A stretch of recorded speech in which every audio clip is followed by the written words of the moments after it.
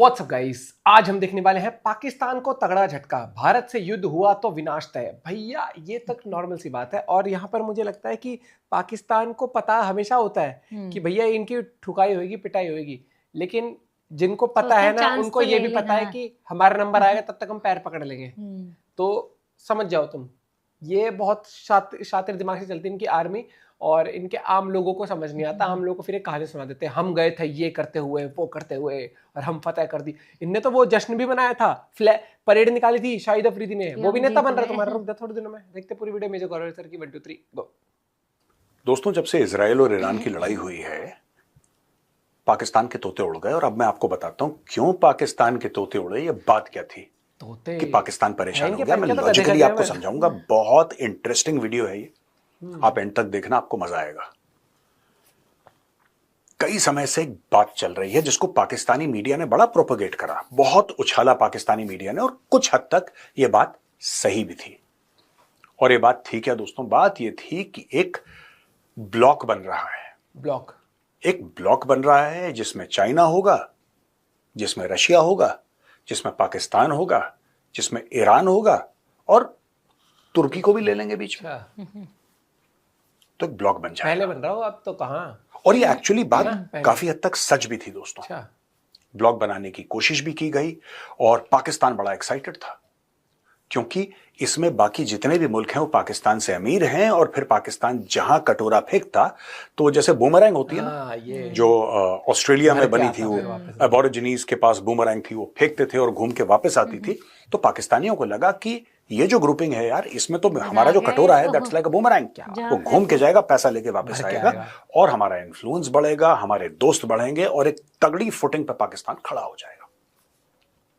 पाकिस्तान के ये सोचने के पीछे जो कारण थे वो कारण भी कोई गलत नहीं थे, राइट? वो कारण गलत नहीं थे। पहली चीज, China economic super power, America के थोड़ा सा नीचे लेकिन इकोनॉमिक सुपर पावर, और सारे के सारे जितने भी रिसर्च के पेपर हैं या इंडिकेटर्स हैं वो ये कहते हैं कि 10 15 20 साल के बाद चाइना अमेरिका को शायद पार भी कर ले पैसे के मामले में।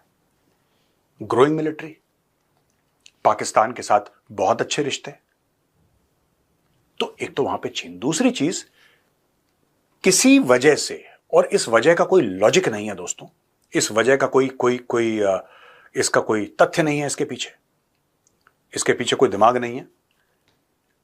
पाकिस्तान को यह लगने लगा कि रूस के साथ भी उसके रिलेशनशिप बहुत अच्छे हैं। आपको याद होगा इमरान खान गए थे on the eve of the invasion of Ukraine. Imran Khan was actually in Moscow, he had gone to meet Putin, पैसे मांगने गया था।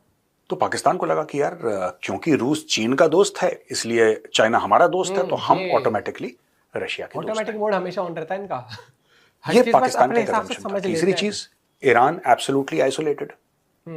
ईरान जो था वो एब्सोल्युटली आइसोलेटेड था, है और आगे भी रहेगा। ईरान का 90% ऑयल चाइना खरीदता है। अब आप समझ गए पूरा। तो पाकिस्तान को लगा कि तुर्की है, मुस्लिम देश है, ईरान मुस्लिम देश है, पाकिस्तान मुस्लिम देश है, ये दोनों मिलिट्री और इकोनॉमिक सुपर पावर हैं, एक तगड़ा सा ब्लॉक बन जाएगा। फिर हम अपनी गुंडागर्दी मस्ती करेंगे, जो हमें करना है, पैसे की कोई कमी नहीं होगी, वर्चस्व की, पावर की, ओवरऑल जिसको कहते हैं कि इमेज ऑफ पाकिस्तान की कोई प्रॉब्लम नहीं होगी। बहुत अच्छे। अच्छा हुआ ये बीच में कि इजराइल ने ईरान को अटैक कर दिया दोस्तों, आपको पता है, ऑपरेशन राइजिंग लाइन। और फिर आपको यह भी पता है कि मिडनाइट हैमर हुआ जिसमें अमेरिका ने भी ईरान को अटैक कर दिया। पाकिस्तान ने पहले ही पैसे पकड़ लिए थे आसिम मुनीर ने व्हाइट हाउस में जाके, जब उसने लंच करा था डोनाल्ड ट्रंप से। लेकिन ये कहानी उसकी नहीं है, ये कहानी थोड़ी मुख्तलिफ है, कहानी थोड़ी सी अलग है। पाकिस्तान का एक बहुत बड़ा लेसन इस लड़ाई से पाकिस्तानी एस्टैब्लिशमेंट ने डिराइव करा। इस लड़ाई से, जिसमें पाकिस्तान का डायरेक्टली कोई रोल नहीं था। हां, गद्दारी करी पाकिस्तान ने, दगाबाजी करी पाकिस्तान ने, लेकिन डायरेक्टली काइनेटिक कोई रोल नहीं था पाकिस्तान। ऐसा नहीं कि पाकिस्तान के कोई जेट फाइटर गए और उन्होंने तेहरान के ऊपर बम मार दिया, ऐसा तो कुछ नहीं हुआ, ऐसा तो कुछ भी नहीं हुआ। हां, पाकिस्तान ने अपने एयर बेसेस दिए थे, वो अलग बात है, पाकिस्तान का इनडायरेक्ट रोल था। फिर आप ये बोलेंगे कि मेजर साहब, जब ऐसा कुछ भी नहीं है तो फिर पाकिस्तान का गला क्यों सूखा, पाकिस्तान के माथे पर पसीना आया क्यों? दोस्तों, इस वजह से कि जब यह हमला हुआ ना ईरान के ऊपर, और जो ईरान भी इसी गलतफहमी में था कि रूस और चीन आएंगे और उसको बचाएंगे और उसके लिए लड़ेंगे, वो गलतफहमी दूर हो गई। और जब गलतफहमी दूर होती है तो बहुत बुरा लगता है दोस्तों। यहां पे इजराइल का साथ अमेरिका ने पूरा दिया, खुल के दिया, धमकी इजराइल का साथ अमेरिका ने घर में पूरा का पूरा दिया। उनके घर में घुसे थे। अमेरिका ने सिर्फ हथियार सप्लाई नहीं करे इजराइल को, अमेरिका ने सिर्फ पैसे नहीं दिए मोटे इजराइल को, अमेरिकन फाइटर जेट्स गए अंदर, American bombers, American platforms, American serviceman actually went all the way to Iran and they bomb these locations in Iran. आप समझ गए? यानी कि जब साथ देने वाली बात आई तो अमेरिका बिल्कुल इजराइल के साथ खड़ा था, कंधे से कंधा मिला के। सिर्फ पैसा नहीं देंगे, सिर्फ हथियार नहीं देंगे, तुम्हारे साथ मिलकर लड़ेंगे भी और दुश्मन को बर्बाद भी करेंगे। ये अमेरिका ने क्लियर सिग्नलिंग दी। लेकिन ये जो ब्लॉक बन रहा था, ये जो पूरा ब्लॉक बन रहा था, जिसमें पाकिस्तान भी था, जिसमें चीन भी था, रूस भी था, ईरान भी था और तुर्की को भी ये लोग सोच रहे थे घेर लें, उस ब्लॉक ने कुछ नहीं करा, सिर्फ जबानी कुछ चीजें कह दी। और चाइना तो 8-9 दिन के बाद कूदा मैदान में कि डी एस्केलेट करो, ये लड़ाई बिल्कुल गलत हो रही है, ये गलत हो रही है लड़ाई, ऐसा नहीं होना चाहिए। रूस ने भी ऐसी दबी जबान में कुछ कुछ बोला उन्होंने, उस तरीके से नहीं आया ना, सारी की सारी चीजें पाकिस्तान देख रहा था। पाकिस्तान को ऐसी उम्मीद थी कि अगर हमारी ग्रुपिंग बन जाएगी और हमारी कोई डील साइन हो जाएगी तो जब भी भारत के साथ लड़ाई होगी चाइना वहां पे, ये सोचा था कि और चाइना क्या कहेगा, देखो पाकिस्तान हमारा दोस्त है, आयरन ब्रदर है, शहद से मीठा, हिमालय से ऊंचा, समुद्र से गहरा। अगर तुमने पाकिस्तान को मैली नजर से देखा, मैली नजर इसलिए कह रहा हूं क्योंकि पूरी पाकिस्तानी मीडिया को इस लफ्ज से बड़ी मोहब्बत है कि हमारी तरफ अगर कोई मैली नजर से देखेगा तो हम फिर ये कर देंगे, वो कर देंगे। तो पाकिस्तान को यही था कि भाई अगर कल कोट अनकोट भारत उनको मैली नजर से देखता है या भारत कोई एग्रेशन करता है तो चाइना हमारे साथ खड़ा है, रूस हमारे साथ खड़ा है, एक तरफ ईरान हमारे साथ खड़ा है, तो फिर हम दंदनाते फिरें कश्मीर में, आतंकवाद फैलाएं, मुंबई करें, ठीक है, पार्लियामेंट अटैक करें, अक्षरधाम करें, वो हमारी खुशी, पर कोई हमें रोक नहीं पाएगा।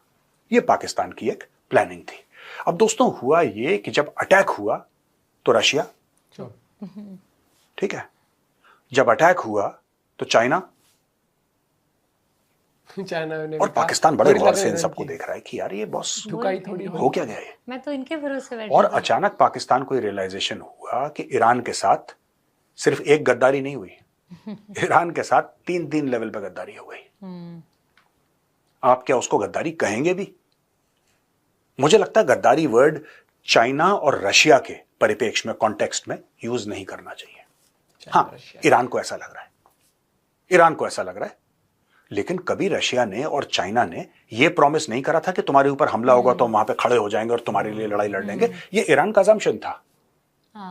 लेकिन पाकिस्तान ने तो बोला था, ईरान को बोला था कि भाई हम भी मुसलमान हैं, तुम भी मुसलमान, और तुम्हारे लिए सर कटा देंगे, तुम तो भाई हो हमारे, हम एक ही उम्मत के। बैठ गया चुपचाप।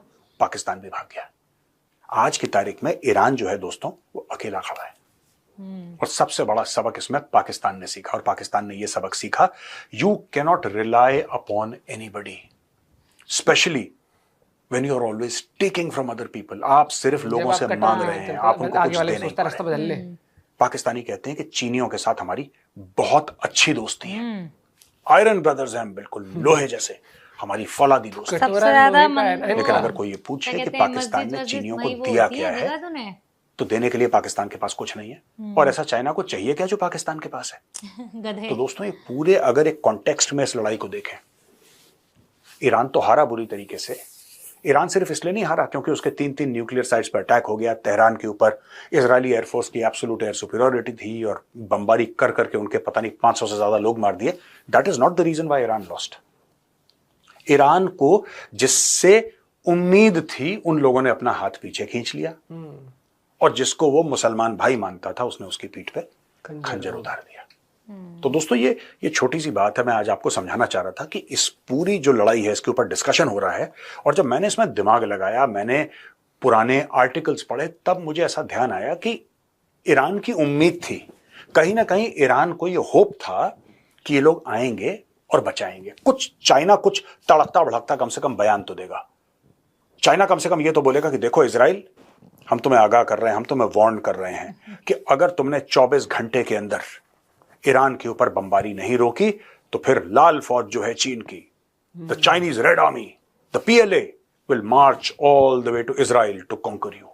ऐसा कुछ इनके दिमाग में फिल्म की बातें चल रही थी, फिल्मी बातें, पिक्चर चल रही थी रानियों के दिमाग में कि कुछ ना कुछ तो होगा। एक एक्सपेक्टेशन होता है कि भाई हमारा एलआई है, हमारा दोस्त है, ये कुछ ना कुछ तो करेगा। यही गलतफहमी पाकिस्तानियों को भी थी। अब वो धीरे धीरे वो गलतफहमी दूर हो रही है, और वो जो पूरा प्रोसेस है गलतफहमी दूर होने का दोस्तों, that is a very painful process. वो बड़ा दुखद प्रोसेस है।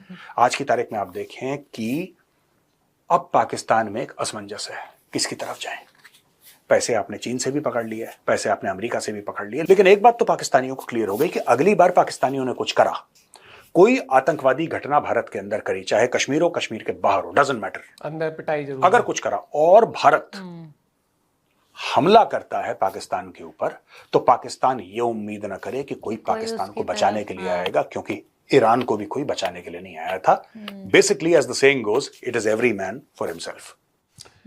याद है आपको जब उसके ईरान के एक उसने ऑफिसर ने बैठ के, चीफ था वो आर्मी का, कह रहा था कि पाकिस्तान से हमारी बात हुई, उन्होंने कहा कि अपने न्यूक्लियर बम देंगे हमको, और उसने साफ मना कर दिया। भाई साहब अगले ही दिन पार्लियामेंट में खड़ा होकर उनका प्रधान उप प्रधानमंत्री था या कौन था, उठ के कह रहा कि सोशल मीडिया पर खबरें चल रही हैं, वहां से बयान। अबे सोशल मीडिया पे खबर नहीं चल रही बेवकूफो, तुम वहां के आर्मी के चीफ ने कहा था कि पाकिस्तान ने उनको मदद करी है। जैसे ये चीज उसने पब्लिकली बोल दी, कितनी जल्दी पीछे हटे। ऐसे नहीं कि कोई ऐसी किसी ने उठ के बोल दिया है, और इनने बोला भी होगा, ये इतने बेवकूफ है, सामने दो बस न्यूज में आ गया ना, उसने खुले में बोल दिया कि पाकिस्तान में देना, तो इसने सोचा कि रैपट पड़ेंगे अमेरिका से, अमेरिका से पैसे पकड़ रहे हैं बड़ी जल्दी कि वो तो हमारी खुद की रक्षा के लिए है, सोशल मीडिया पर ये ऐसा चल रहा है। भाई साहब ये इतने दोगले हैं, इतने पलटू हैं, और गारंटी दे सकता हूँ मैं, इन्होंने पक्की बात ईरान को कहा होगा कि जब भी तुम पे दिक्कत आएगी ईरान, कोई उनका कौन था वो चीफ, कोई बोल रहा था, ऐसा नहीं कि ऐसे किसी ने सोशल मीडिया पे उड़ा दी। ये जो है ये पूरे